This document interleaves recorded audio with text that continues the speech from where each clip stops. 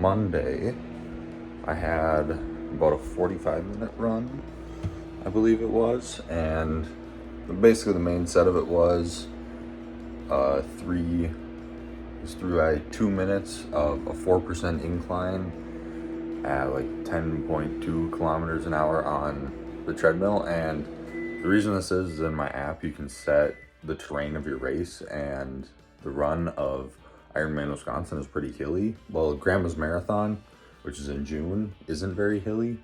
So I picked not very hilly, but slightly hilly. So hopefully that starts, or my program is going to start incorporating that a lot more.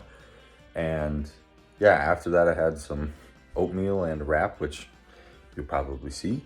And then Tuesday, which was yesterday actually, I had a 1,800 yard swim, which basically just consisted of 25 or 14 by 25 with a 600 yard set in between, and then another 14 by 25. And the point of these 25s was to work on different techniques. So the first set of 14 was basically like a strong pull. So when I was pulling, I focused really hard on like using a lot of my muscle and not trying to be smooth, like trying to be powerful through that stroke, and that kind of builds up that muscle. So when you do have to go, or when you progress in your swimming, you get a little more powerful out of it. And then the last 6 of that 14, so I did 8 just regular, and then the last 6 I used paddles. And if you don't know, paddles basically allow you to push a lot more water, and for 25s it's not too beneficial. I feel more work when I do longer sets with paddles, but it basically makes you use your muscles a lot more, and you can really feel that pull. And it also helps you correct technique. And this is because when you put your arm in the water, if your hand is like angled too low on your entry, the paddle will pull your arm down and it'll end up like straight down under you. Or if you put it too high, you'll feel resistance pushing into the water. So it helps you focus on that. And then when you pull, if you're pulling kind of like flat or not straight down, you can just feel all of those, and it will help correct that, and it'll also help build those the pulling muscles. So I had that swim, and then so that was the first set with the paddles, and I'm going to try to focus on doing longer sets just with the snorkel and paddles to try to really build that strength, because I feel like that's the thing that's slowing me down or that's holding me back, is I just don't have the strength, or my muscles aren't used to that long distance or the fast speed. So the second set of 14 then was working on the vertical forearm and the arm angle. So if you watch Effortless Swimming on YouTube, he's a pretty popular guy, or he has a website and does a lot of programs. I think he does camps and stuff. But there's a video of him talking about the catch and basically how you don't want your arm straight down. So like you might think you want when it says vertical forearm, or when people say you want a vertical forearm for your pull, and like you want it earlier, and you like think about dragging or pushing your fingertips down. Basically the thing that he talks about is you don't want your arm straight down, you want it at an angle almost, but you still want to get that forearm and your arm perpendicular to the bottom of the pool, or perpendicular to the surface of the water, as early as possible, because it'll give you the longest time where you're pulling that water. And so that was the second set of 14, and all 14 of those were focused on that. And then I did a cool down, and then today, which I'm gonna eat breakfast right now, I woke up kind of late. It's 9 o'clock, but I work a night shift tonight at 4:30. And so I'm gonna eat some oatmeal, maybe eat a bar or a beef stick or something. And then I'm going to bike for an hour, run for a half hour, and then potentially go and lift like right before I leave for work, or maybe on my way to work. But yeah, so we got that. And then after the next segment in this, I'll probably showcase my front hydration setup on my bike. I'm thinking at the end of this video, I'll just talk about my bike experience, kind of pick up from last spring when I started making videos. I talked about my swim experience and started talking about my bike, but never released the video because I didn't feel like it was good. But yeah, so I'll talk about that and walk you through that and my progression on bike equipment and bikes in general and just my experience of doing that stuff.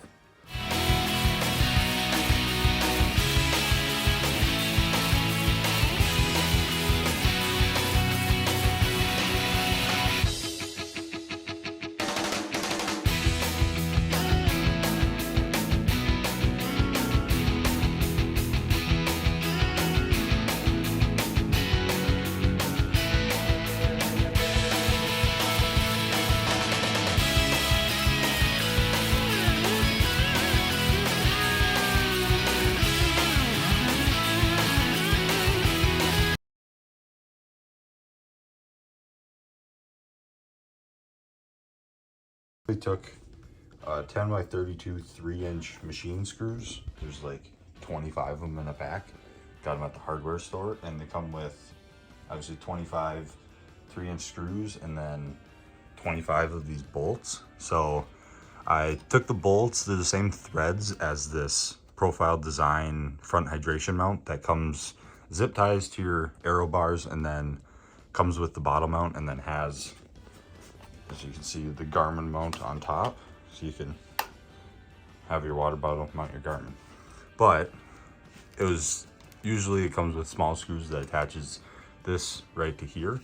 So what I did was first put some electrical tape on here, and then added a carriage bolt that is, as you can see right there and there, the same width as my aero bars. I just measured them, and then zip tied that down and laid this on top and zip tied that to my aero bars. So this is like pretty secure. Like this doesn't move. The only thing that moves is up, which is fine because the weight will be pulling it down, but it doesn't move, so it's very secure.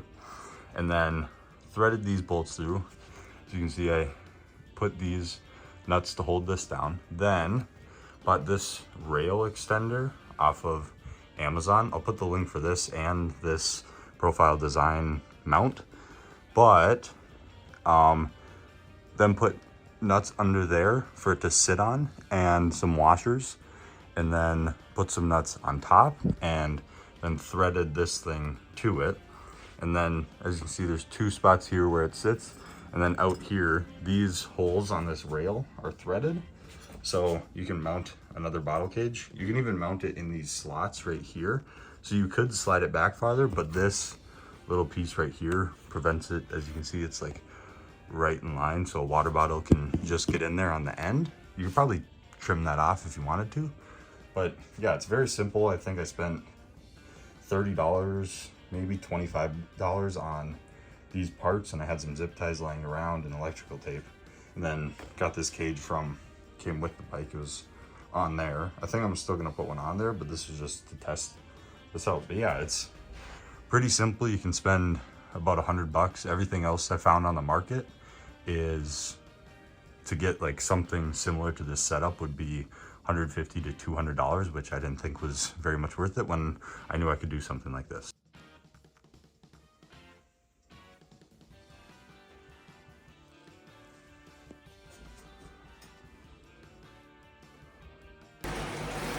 So we're on our bike right now. We just got done. Actually, I'm 3 minutes away from being done with the warm-up. A lot of the warm-ups on this platform is you do 5 minutes at zone 1, like super easy. Mine is 103, and then do 1 minute intervals 5 times up to your FTP being the last one. So that being 209 for me, which I'm not too happy with, but hopefully over the coming months that'll grow. 3 minutes at like a zone 2, mid zone 2, and then a 5-second sprint at like a lot of watts, something you can't really hold. Mine is 340, and another 2 minutes at 103, then another 5-second sprint, and then it evens it off with 4 minutes 50 seconds at that zone 1. And what this does basically makes your warm up 20 minutes, and it has a build, and then it has 2 sprints. So that really warms you. Then the main set of today's workout is 5 by 15 seconds at 366 watts. So these are strength sprints. So they're a wattage that I can't hold for very long, but you just have to try to sprint through that 15 seconds, and then a 5 minutes at 103 rest. 5 sprints at 366 went well. I averaged a cadence around like 90 to 100. That was the goal, just spin fast. Goal for cadence, just as like a zone 2 cadence, is 80 and above. And there's some results to show that a higher cadence is easier on your muscles and puts more on your respiratory system. So it's more on your heart and your conditioning than your muscles. And you can tell this when you spin fast, your heart rate goes up even if it's an easy wattage. And if you spin super slow at that same wattage, you can feel it in your muscles, but your heart rate will stay super low.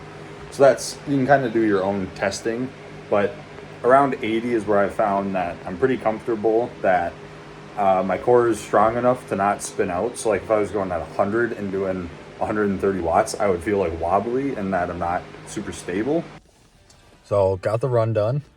It was pretty simple. I mean, it wasn't too much of a load. The sprints and the speed are starting to feel easy, but I just need to get that volume. The volume isn't in place right now, so I'm not getting the stimulus that I want. And yeah, basically I just need to increase that volume and hopefully build up and be ready to do a marathon a couple weeks before the marathon. So I'm not building right to the marathon. I'm building a little bit before, so I'm a little more prepared, and like I wasn't last year.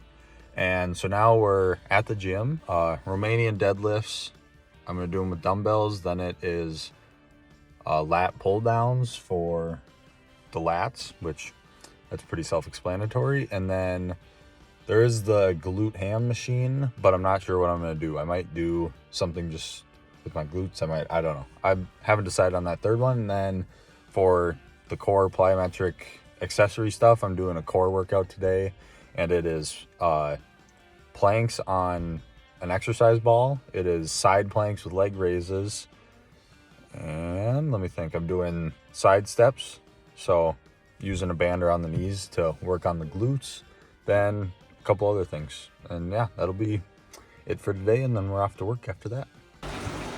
30 seconds left on the warm-up, and we're going into 3 by 20 minutes at 171 watts and low cadence, so some strength work, which this ties into the hill work I was talking about with my my running plan. Just finished my first of the 20-minute intervals, and I'm doing 1 minute at the very end of the 20, standing up, still pedaling at the 57 RPMs for the cadence, but just working on it standing up in that ultra steep, slow hill climb. But there's the stats for that one. Stats for number 2. So I'm trying something on this ride, and this will lead into a video that's probably coming in a couple weeks, but I ordered a bunch of different gels, just a bunch of different kinds to try, because I haven't really trained with gels that much. And so on rides and runs, I'm gonna be trying them out, and then I'll post a video where I review all of them, rank them and everything. But yeah, eating this before the last one in 10 seconds.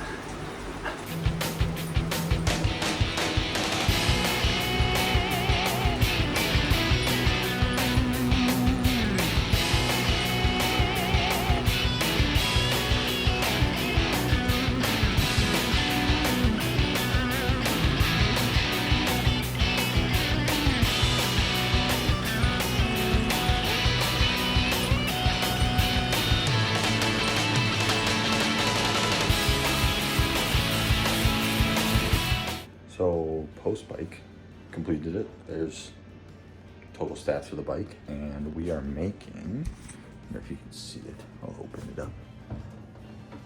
You see that good? Some cod fish sandwiches, and then it's got these on pretzel buns, which I've been wanting to try these for a couple weeks now, so very excited.